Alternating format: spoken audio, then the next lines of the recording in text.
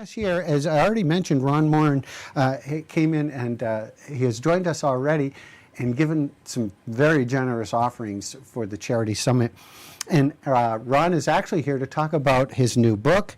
Ron is the grandfather of EMS in Maine, and he has a book, The Autobiographic Account of the Creation of the EMS System in Maine. This is his book, and welcome to WSKI. Thank you. Thank you. Thanks for being here, Ron. Thanks for having me. You have such a long history, and we're talking during the breaks, and you have so much to offer.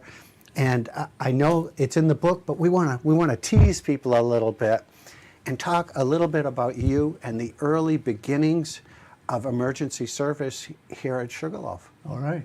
Let's talk about, because during the break we were talking like there was not even a defibrillator in the state of Maine early when you started back then. There wasn't.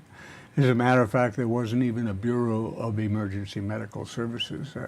On my original training course, I went to, while I was working for Sugarloaf, I read about this training course at Harvard Medical School. It was a 40-hour EMT program. I had been hired by Sugarloaf in 1971 to build an ambulance and operate an ambulance and run the first aid building at Sugarloaf. And I did that for 13 years. How was it done before? We used to contracted. I was working for an ambulance service out of Livermore Falls.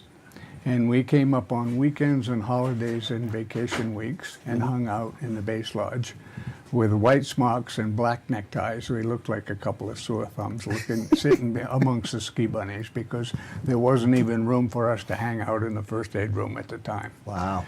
So shortly thereafter, Larry Warren was the president of the Mountain Corporation, and he called me over to his office one day and he said, "We don't want to do this ambulance stuff anymore. Would you like to start your own ambulance service and service us?" And I said, "Well, I had a dream of that."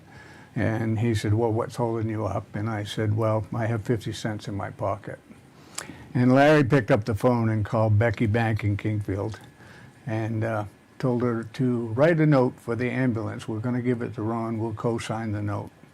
And that's how I started in the business in 1971. Wow. Becky, you said Becky Bank? Becky Bank. Rebecca Clark was the president of the bank, but we used to call her Becky Bank. It was the only bank in town, and so she developed the name Becky Bank. Oh, that's too funny. And that's where it began, the humble That's where it began, yeah. and I started looking around for some business because obviously Sugarloaf was shutting down when the snow was gone, and so I moved up to Stratton and started to service the town of Stratton, and I actually sold memberships for you and everybody in your family for $25. We'd take you to the hospital no matter how many times you need it. A AAA for ambulances. Yeah, exactly. Love it. Yeah. And clever. ended up making enough money selling that to pay my expenses for the year. Sitting in the corner booth at the Stratton Diner one day with Roland Perry, who was the unannounced mayor of Stratton, and a few selectmen, they decided that they ought to give me the $300 a year that they give to Rangeley to provide them with ambulance, and since I was living in town, they might as well give it to me. Right. So in the corner booth at the Stratton Diner, they voted to give it to me. A lot of business conducts there in the Stratton Diner back in the day, right? Absolutely.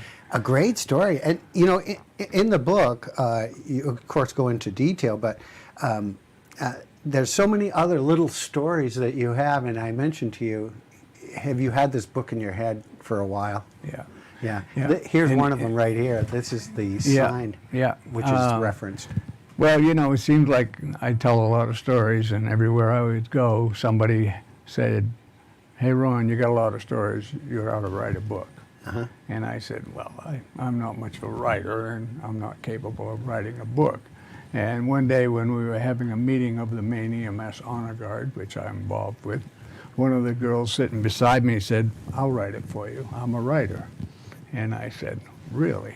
And she said, "I'm serious." And so we spent a year together traveling on the road with the Squad 51, and we'd do the trade shows during the day, and we'd do stories at night. I would tell her stories, and she'd write them into a computer, and then she would edit them and eventually make a manuscript. And we found a publisher, and in November of 24, the book was published and released, and so we've been selling books. There you go. In 1971, when you first, that was an exciting time. Yes, it was. And you remember all the fervor that went on during that. Maybe you could share some of the stories from 1971 when this great event came. The World Cup, obviously, because I happened to be in the neighborhood, I got assigned a job of coordinating transportation. And I remember hiring like 20 or 30 charter buses to truck people up from the airport, because Sure. we used the airport for parking. And so I got involved in that and a few other little small duties because I was part of that organizational committee. And so it went off without a glitch. I hung out with an ambulance, but never transported anybody from the actual World Cup ski race. Yeah. But our people around here probably remember a name. Jean Hodgkins was my first and only transport during World Cup. She was a recreational skier and ended up needing an ambulance, and it was fun. She decided she wanted to go to Thayer and Waterville. I'd never been to Waterville before, and I ended up taking her to the wrong hospital. And so when we rolled into the emergency room, they said, "No, we're not expecting you. Maybe the other hospital is." Oops. Oops. Well, you know, it happens. It's less likely to happen now, but you Yeah. know, it could. And you know, some of the other things tidbits that I mentioned is you've been involved in the town in many other things, and even beyond the emergency service, haven't you? You hired the first code enforcement officer. I think you made a pretty good choice there. Tell us about that. Billy Gilmore was working for Linwood Doble at the time, and he applied for the job, and we set up an interview committee, and we interviewed a couple of other people, but there's nobody that stood out more than Bill Gilmore, because he was a contractor. He knew building construction at Sugarloaf. He'd been involved in it, and he knew all the players, and so it just made sense to hire Billy. Yeah. And years later, it was a shoe job when Press Jordan retired as a town manager. Billy was already working with him in the same office, and so he got appointed town manager by the Board of Selectmen. Right. And after that, he became an assessor for a short time before he retired. Yeah. Stay with us, Ron. We're going to talk more. Ron Morin, the name of his book is The Grandfather of EMS in Maine, and it's available, and you can get it and find out these great stories. But we're going to talk more with Ron when we come back in just a moment.